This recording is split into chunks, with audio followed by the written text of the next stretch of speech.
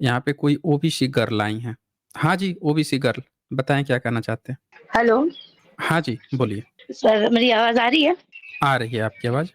जी sir, पहले तो thank you so much मुझे ऐड करने के लिए, मैं कब से इंतज़ार कर रही थी, कब मेरे को ऐड किया जाए। Okay so debate okay. तो नहीं है, बस एक छोटा-सा क्वेश्चन है वो लास्ट में पूछूँगी। पहले मैं थोड़ा-सा अपनी जर्नी बता दूँ, ज़्यादा टाइम नहीं लूँगी। एक्चुअली हुँ, हुँ। मैं रिलीजियस कभी नहीं थी, बट थोड़ा साइंटिफिक टेम्परामेंट तो शुरू से ही था। बट बीच में ऐसा हुआ लास्ट 5 टू 7 ईयर में कि कुछ गुरु घंटा लोगों को सुनना शुरू कर दिया था, तो दिमाग थोड़ा खराब हो गया था। जैसे अपने ये जग्गी वासुदेव है, उसको 2 साल तक सुना।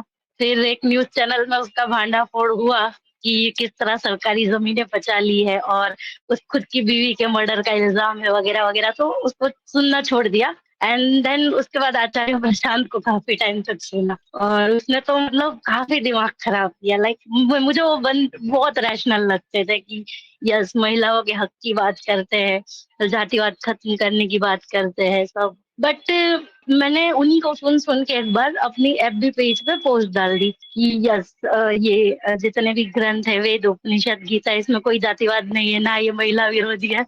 तो वहाँ पे कुछ बहुजन समाज के जो भाई-बहन हैं, उन्होंने उसपे विरोध जता दिया कि how can you defend Gita, Upanishad and Vedas? पढ़े हैं क्या कभी उसमें क्या लिखा है पता भी है? देन किसी ने वहीं पे मेरे को सजेस्ट किया कि अगर तुमको इतना ही ट्रस्ट है इन सब किताबों पे तो एक बार एसजे सर से डिबेट कर लो, जाओ साइंस जर्नी में अपनी किताबें लेके खोल के बैठ जाना और साबित कर दो कि उसमें ऐसा कुछ नहीं है। देन वहाँ से फर्स्ट टाइम आपका चैनल देखा, कुछ वीडियोस देखे एंड धीरे-धीरे दिमाग ओपन होता गया और मतलब पहले तो बड़ा झटका भी लगा था ज़ोर का कि भई ये क्या है? मतलब कभी नहीं सोचा था कि इन किताबों में इतनी वाहियात चीज़ें भी होगी। तो बट धीरे अच्छा भी लगा कि चलो कोई नहीं धीरे-धीरे ही सही, पर्दा जो था वो हटा तो सही। तो थैंक यू सो मच काफ़ी अच्छा काम कर रहे हो आप, बहुत लोगों को जगा रहे हो और ऐसे तो मैंने आपके सारे वीडियो देख रखे हैं, तो काफ़ी चीज़ें क्लियर है। बस एक क्वेश्चन था कि जैसे आई नो कि एक कल्चर को दबाने में और एक नया कल्चर खड़ा करने में बहुत टाइम लग जाता है, ठीक है? सो ये बुद्धिज़्म खत्म हुआ एंड ब्राह्मणिकल जब शुरू हुआ, तो उस बीच में कभी भी ये जो भी बौद्ध लोग थे या हमारा जो भी बहुजन समाज के लोग थे, उन्होंने कभी भी विद्रोह नहीं किया होगा क्या कि व्हाई मतलब आप अपना क्यों हम पे अपोज़ कर रहे हो? हमारे मतलब हिस्ट्री चेंज करके आपकी हमें थमा रहे हो, ऐसा कभी हुआ नहीं होगा क्या? ये एक मुझे बस कन्फ्यूज़न है। जी, हेलो? आपने बिल्कुल सही क्वेश्चन किया है। पहले तो आपकी जो जी, जर्नी थी, वो आपने सुनाई, वो बहुत अच्छा आप किया या जर्नी यहाँ पे सुना के। देखें, आपका जो प्रश्न है, इसको एक जी, उदाहरण से आप समझिए, क्योंकि इतिहास का ही एक जी, दूसरा उदाहरण दूँगा, जिससे आपको काफ़ी हद तक अनुमान लग जाएगा। 6ठी सदी में मुहम्मद साहब अरब का आप हालात देखिए, वहाँ पे मूर्तियाँ होती हैं, काबे में, और एक व्यक्ति संघर्ष करता है, धीरे-धीरे उसके अनुयायी बनते हैं, फिर 2 लड़ाइयाँ होती हैं, दूसरी लड़ाई वो जीत जाता है, फिर उसका इंतज़ार करता है, कुछ सालों बाद वहाँ पे मक्का पे जाता है, अपने लोगों के साथ। उस मक्के में से मूर्तियाँ हटा दी जाती हैं, अब लोग नमाज़ पढ़ते हैं। लोग वही हैं, एक व्यक्ति ने परंपरा को चेंज कर दिया, लोग वही के वही चीज़ कर रहे हैं। अब ज़रा सोचिए कि वो लोग भी तो कुछ लोग होंगे जो हारे हुए लोग होंगे, कुछ के मन में ये दिक्कत आई होगी कि हम इससे संघर्ष करें, इससे लड़ें। लेकिन क्या इस्लाम में कहीं कोई ऐसा विद्रोह आपको देखने को मिला? किसी ने विद्रोह करके या फिर नो से ऐसा पुरानी चीज़ ऐसा लाई तो हो? कुछ कहीं पढ़ने को नहीं आया, नहीं कहीं पे पढ़ने को नहीं आया।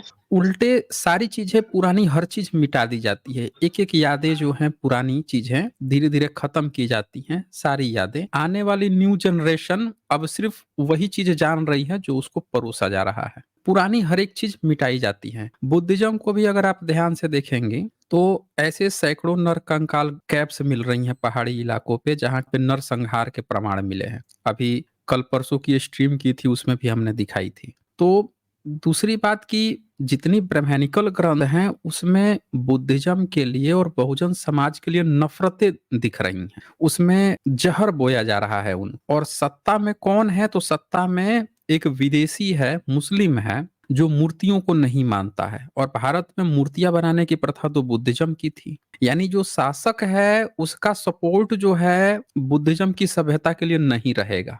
मूर्ति के लिए तो विशेषकर नहीं रहेगा। अच्छा, दूसरा जो वर्ग है, जो ब्राह्मणिज़्म है, वो इस्लाम के काफ़ी नज़दीक है, उसको अपना ब्राह्मण भाई बता रहा है, अल्लाह उपनिषद लिख रहा है, उसके दरबारी बन के बैठ रहा है, पद प्रतिष्ठा उसके यहाँ ले रहा है। तो जब ये सारी चीज़ें हो रही हैं, तो अब जो भी विद्रोह करेगा बहुजन समाज, इतिहास में जितने भी विद्रोह किए भी होंगे, तो ब्राह्मणिज़्म ने उसको इस्लाम के अगेंस्ट में विद्रोह दिखाया होगा, न कि ब्राह्मणिज़्म के अगेंस्ट में विद्रोह। और बड़ी आसानी से उन चीज़ों को दबा दिया गया होगा। ऐसी बहुत सी घटनाएँ हुई होंगी, लेकिन सवाल ये है कि लिखने वाला कौन था? लिखने वाला तो कोई था नहीं। लिखने वाला एक भी सिंगल नहीं है ना। लिखेगा तभी तो लिखा हुआ मिलेगा। यही तो सवाल है कि लिखने वाला को सब अनपढ़, पूरे ए टू जेड सबको अनपढ़।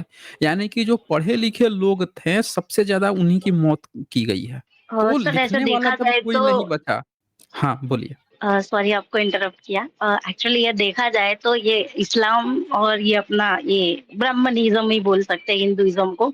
ये इन दोनों की एज ऐसे देखा जाए तो सेम ही है ना, सेम टाइम पे ही दोनों राइज़ हुए या ये थोड़े हुँ, पहले हुआ हुँ, आई हुँ। थिंक 7वीं 8वीं शताब्दी से शुरुआत हुई इस्लाम पहले धीरे-धीरे आया है। करके। इस्लाम पहले आया है, अब ब्रह्मनिज़्म ने उसका पूरा कॉपी किया है। यस लगता ही है, दिख समझ में आ ही जाता है, थोड़ा डेप्थ में जाके आप दोनों को कंपेयर करोगे समझ आ ही जाता है कि यस ये बहुत सारा कॉपी किया हुआ है। आप अ, देखें, भारत में कभी ये प्रथा नहीं थी कि बच्चियों की शादी 6 साल, 8 साल, 11 साल के अंदर करने की। ये सिर्फ़ इस्लाम में और ब्राह्मणिज़्म में देखने को मिलती है, बुद्धिज़्म में है ही नहीं। बुद्धिज़्म में शादी मिनिमम 16 साल से कम मिलता ही नहीं था। सोचिए 2600 साल पहले जब शादी हो रही थी, तब भी उन लोगों की उम्र 16 साल से कम नहीं थी, 19 साल, 16 साल में होती थी। और इस्लाम के भारत में आते ही अब ब्राह्मणिज़्म की सारी किताबों में लाइन से लड़कियों की उम्र 6 साल, 8 साल, 11 साल हो जाती है, अचानक से। ये कैसे?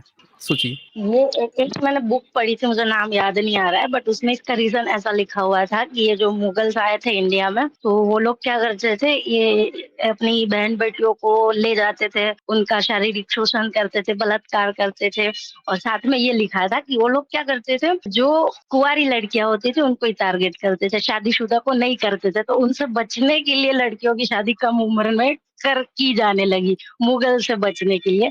ऐसा मतलब फालतू का रीज़न दिया गया था। मुझे किताब का नाम तो अभी याद नहीं आ रहा है बट लिखा था ऐसा। अब आप ये सोचिए कि अगर ऐसा होता तो ये रामायण में ये बात क्यों लिखी होती? ये देखिए, मैं रामायण आपको शेयर करता हूँ। रामायण में सीता हुँ, की शादी भी ये कम उम्र में करा रहे हैं। ये स्क्रीन देखिए, ये वाल्मीकि रामायण है।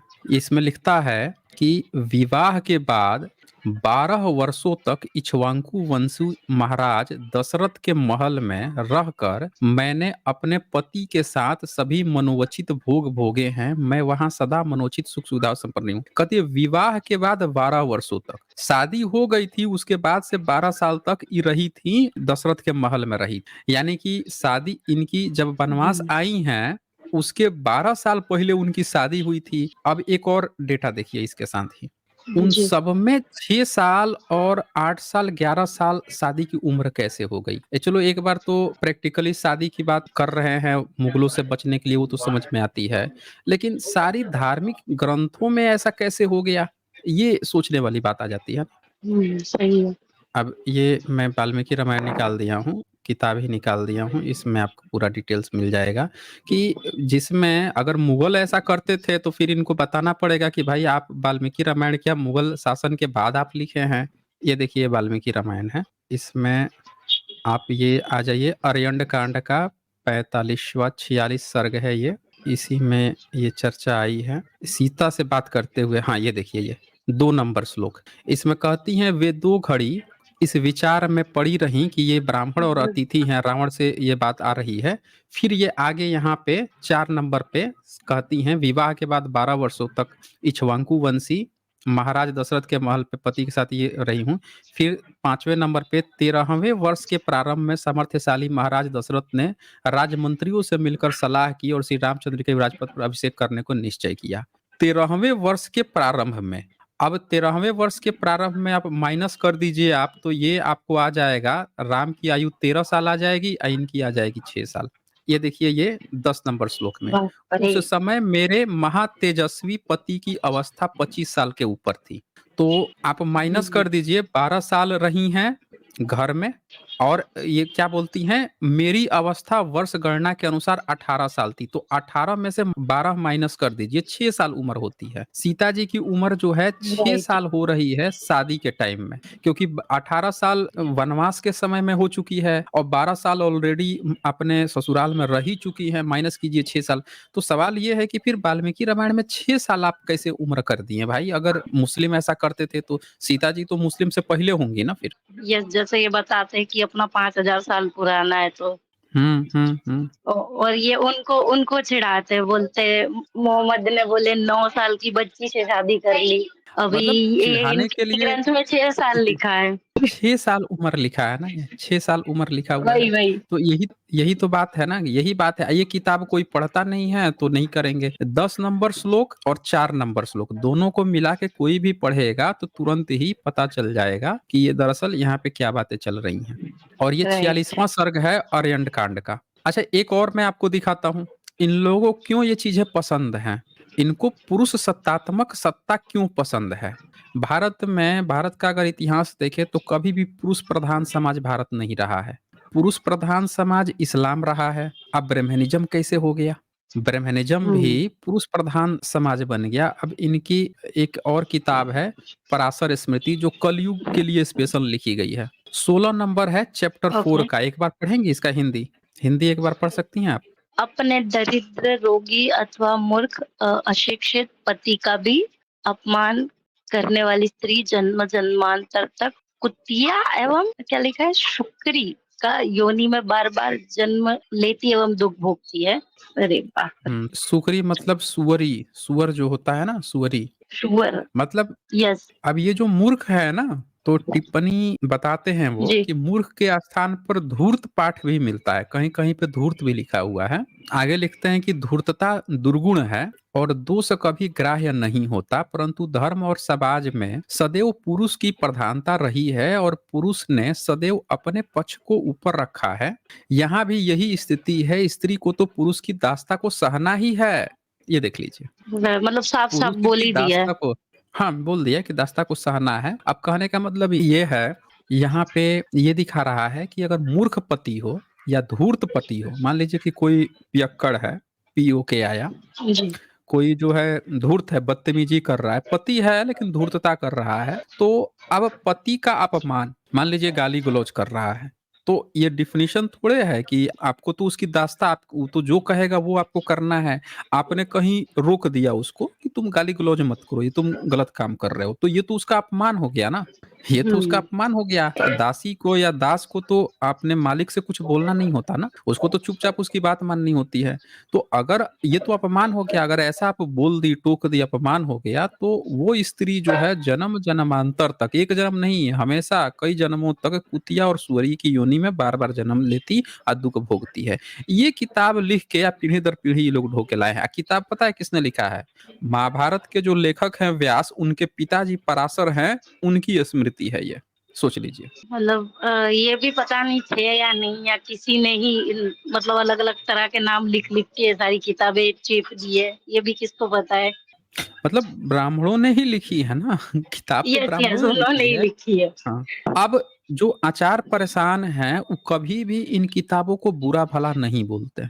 नहीं, कभी नहीं बोलेंगे, वो 2 चीज़ें बोलते हैं, एक बोलते हैं एक श्रुति ग्रंथ है, एक स्मृति ग्रंथ है। आप श्रुति को हुँ। मतलब याद रखो और जो जितनी भी स्मृतियाँ हैं उसको माइंड मत करो और वो भी बहुत अच्छा साहित्य है, ऐसा नहीं गंदा है, उसको भी डिफेंड तो करते ही है, बट बोलते हैं उसको इतना मतलब ध्यान मत दो, पर श्रुति ग्रंथ जितने भी है वेद, उपनिषद, गीता, उसको आप अच्छे से पढ़ो, उसमें आपको सारा ज्ञान मिलेगा और जैसे आपने भी शायद देखे ही होंगे, उनके हर वीडियो में ये आता है कि वेदांत ही सर्व कुछ है और उनका ये चल भी रहा है हर घर वेदांत वाला।